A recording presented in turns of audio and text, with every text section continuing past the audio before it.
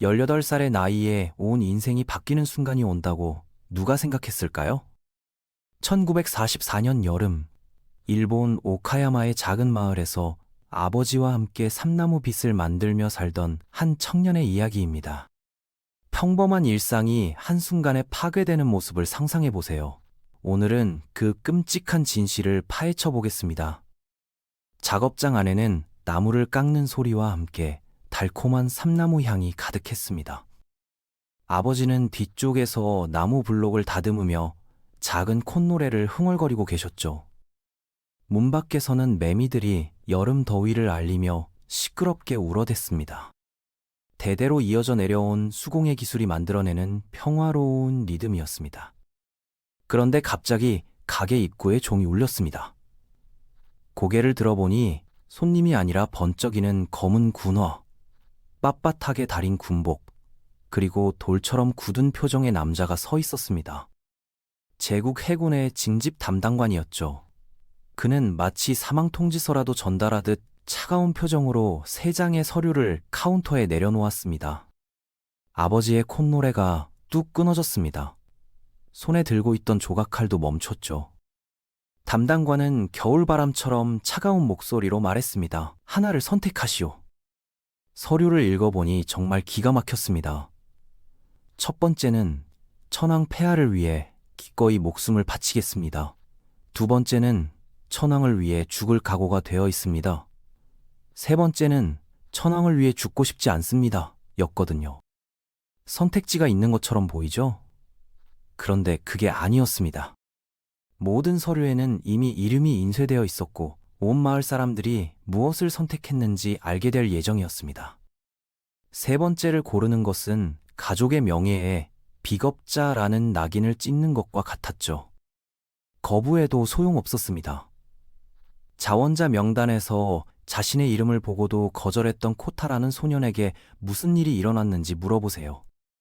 그 담당관은 100% 지원율 달성이라고 자랑하며 떠났습니다. 펜을 잡으려는 손이 무기를 드는 것처럼 떨렸습니다. 삼나무 향은 이제 장례식장 냄새 같았죠. 축하합니다. 당신도 이제 일본 특별공격대 소속입니다. 그들은 이 이름을 몽골 침입을 막아준 신성한 바람에서 따왔다고 했습니다. 이번엔 당신이 그 바람이 되어 적과 함께 폭발할 차례였죠. 사흘 뒤 착륙훈련이라는 걸 전혀 들어본 적 없는 기지에서 비행훈련이 시작됐습니다. 절대 쓸 일 없는 기술을 배우는데 왜 시간을 낭비하겠습니까? 와타나베 대위는 공포영화 속 악역 같은 미소를 지으며 설명했습니다. 이번 주는 이륙 방법을 배우고 다음 주는 항법을 익힙니다. 그 다음엔 움직이는 목표물 조준법을 가르치죠. 착륙은 뭔가요? 비행기는 본질적으로 날개 달린 폭탄이었거든요. 미군 조종사들은 실전 투입 전에 240시간 훈련을 받습니다. 당신들에게는 40시간과 기도문이 주어졌죠. 마치 자동차 시동 거는 법과 절벽으로 돌진하는 법만 배우고 운전면허를 따는 격이었습니다. 고급 전투 훈련에는 페인트로 칠한 함선 표적을 맞추는 연습이 포함됐습니다. 교관은 마치 관광지를 소개하듯 설명했어요. 항공모함 갑판을 정확히 타격해 최대 손상을 입히고 구축함 함교를 노려 지휘체계를 마비시키며 극대 피해를 가하는 겁니다. 18세 나이의 진로 상담사는 당신에게 인간 어뢰가 되는 방법을 가르쳤습니다. 심리적 세뇌는 끊임없이 계속됐죠. 모든 식사는 죽음에 대한 묵상으로 시작하고 매일 밤은 화염 속에서 죽는 게 왜 영광스러운 일인지 설명하는 편지 쓰기로 마무리됐습니다. 그들은 벚꽃에 광적으로 집착했어요. 벚꽃은 잠깐 피었다가 금세 지는 꽃입니다. 여러분처럼 말이죠. 토가시 사령관은 말했습니다. 너희는 천황폐하께 몸을 바치기 전까지 아름답게 빛날 것이다. 여러분도 그걸 믿기 시작할 겁니다. 자신이 죽음을 숭배하는 집단에 속해 있다는 걸 인정하기엔 너무 무서웠거든요. 히로히토 천황은 신도교에 따르면 말 그대로 살아있는 신이었습니다. 은유적으로 신성한 게 아니라 실제로 안경 없이는 자신의 신성한 운명조차 제대로 볼 수 없는 걸어다니는 신비로운 존재였죠. 당신은 불멸의 존재지만 시력 교정용 렌즈를 착용한 분을 위해 죽어야 했습니다. 그분은 전능하시지만 자신의 제국을 구하려면 10대들이 스스로 목숨을 끊어주기를 바라셨거든요. 생각하지 않으면 논리는 완벽합니다. 종교적 조작은 뿌리 깊게 박혀 있었어요. 전투에서 죽으면 가미로 변신한다고 약속했습니다. 야스쿠니 신사에서 일본을 영원히 수호하는 신성한 혼이 된다는 거였죠. 친구들과의 마지막 인사말은 작별이 아니라 야스쿠니에서 만나자였습니다. 그런데 문화적 압박은 종교에만 그치지 않았습니다. 수치심이 강한 일본 사회에서 거부한다는 건 온 집안이 버림받는다는 뜻이었거든요. 부모님, 형제 자매, 할아버지 할머니까지 모두가 당신의 비겁함 때문에 고통받게 됩니다. 애국주의라는 예쁜 리본으로 포장한 감정적 협박이었죠. 6개월간 오가미 훈련을 받고 나면 감옥살이가 여름휴가처럼 느껴집니다. 계급제도는 단순했습니다. 당신보다 높은 계급의 사람은 어떤 이유로든 당신을 피투성이가 되도록 때릴 수 있었어요. 군복에 주름이 있나요? 구타당합니다. 경례가 너무 느린가요? 구타당합니다. 천황의 사진을 잘못된 각도로 본 적 있나요? 구타당합니다. 하루 일과는 새벽 체조, 총기 정비, 생존 훈련, 그리고 고문과 매우 유사한 교정 교육으로 시작됐습니다. 가고시마 출신의 조용한 소년 조종사 훈련생 이오다 다이키는 소총 개머리판에 얼굴을 맞아 알아볼 수 없을 정도로 변했습니다. 그의 동기는 머리부터 콘크리트 바닥에 부딪혔어요. 의무실에서 돌아오지 않았습니다.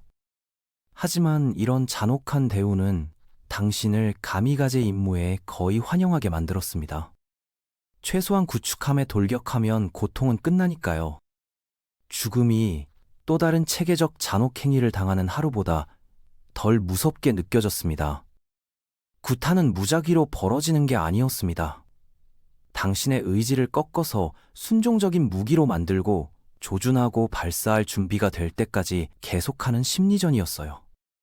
며칠 뒤 저녁 훈련을 마치고 막사에서 웅크린 채 군화를 닦고 있을 때 야마다가 접힌 종이를 당신 손 아래로 밀어 넣었습니다. 내 사촌이 보냈어. 숨겨둬. 그건 떨리는 손으로 쓴 편지였습니다. 나는 내가 죽어야 한다고 스스로를 설득하려 애쓰고 있다.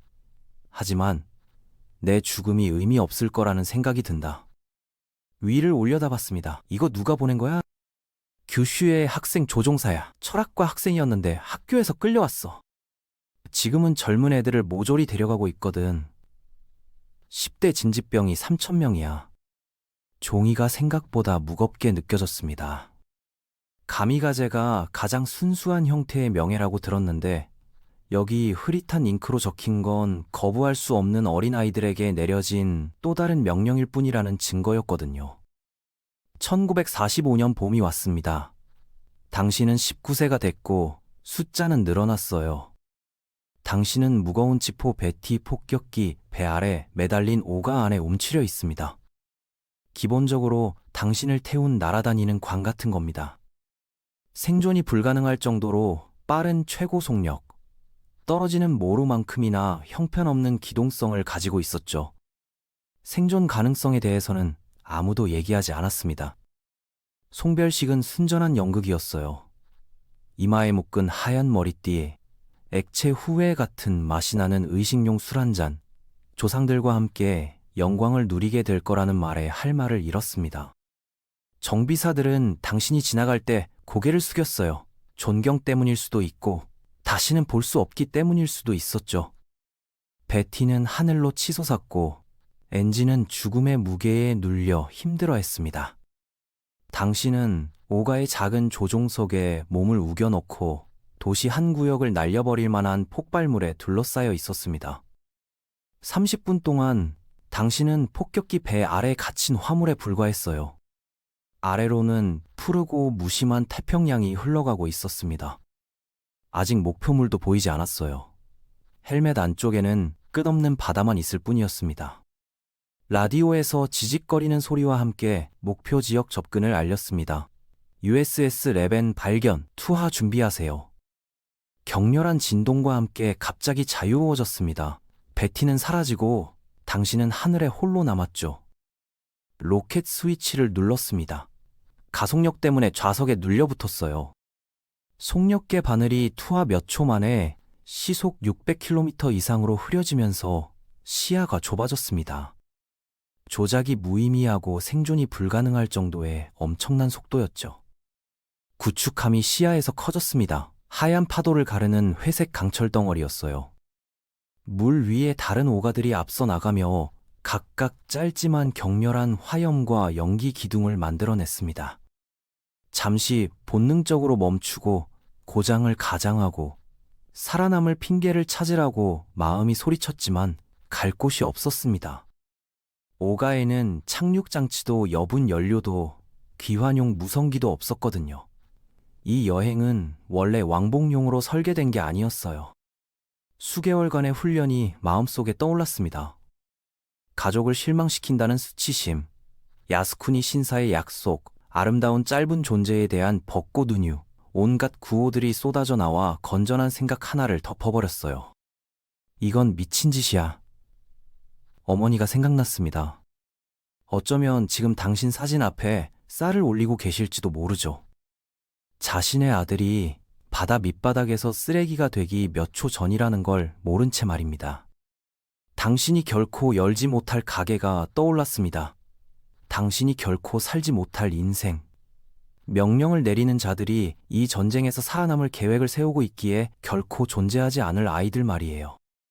구축함 갑판이 폭발적으로 커졌습니다. 모든 리벳이 보였어요. 선원들이 흩어졌습니다. 어떤 이는 엄폐물로 뛰어들고 어떤 이는 그 자리에 얼어붙어 있었죠.